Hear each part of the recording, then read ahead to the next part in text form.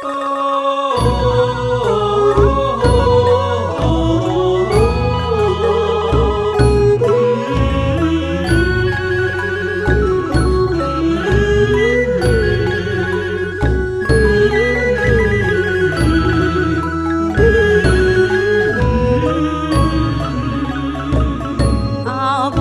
ាន់មលីជាទីជ្រះថ្លាបុណ្យស្ថានសាសនាខេមរាគោរពវត្តចាន់មលីជាទីជ្រះថ្លាបុណ្យស្ថានសាសនាខេមរាគោរពគួគីស្វាគមន៍គុំក្រងចោលម្លប់ញាតមិនឈរឈប់ត្រជាក់កាយា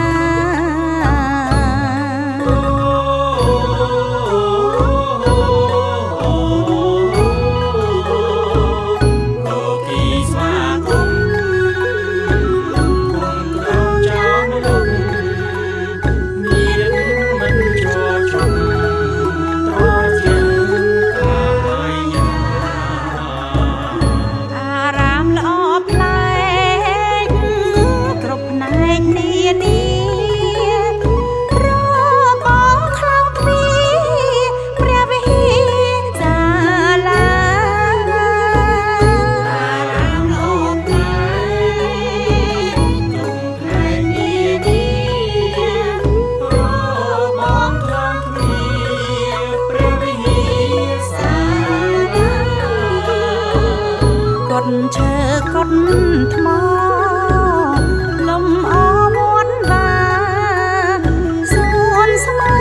សួនផ្កាគំពេត្រាណាំ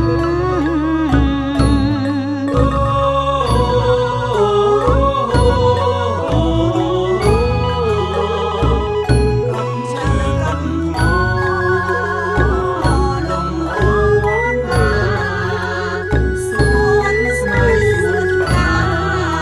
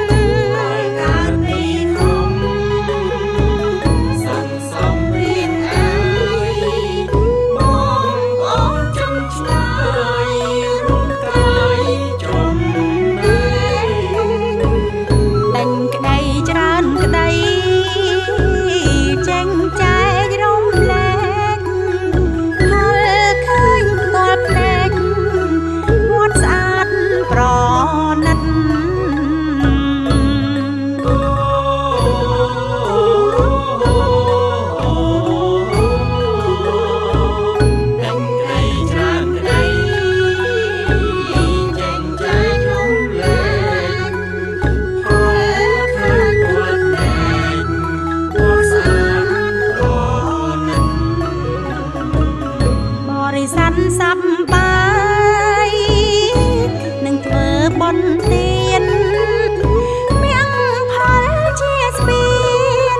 ជាយាមប្រព្រឹត្ត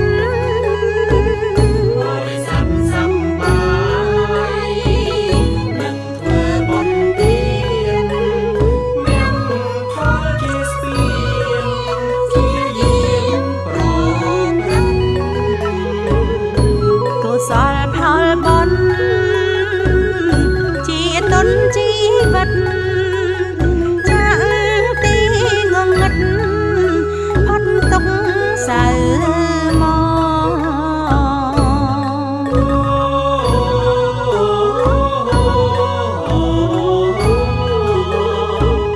កុសលផលបុណ្យជាទុនជីវិតចាក់ទីងងឹតផុតទុក្ខសៅមក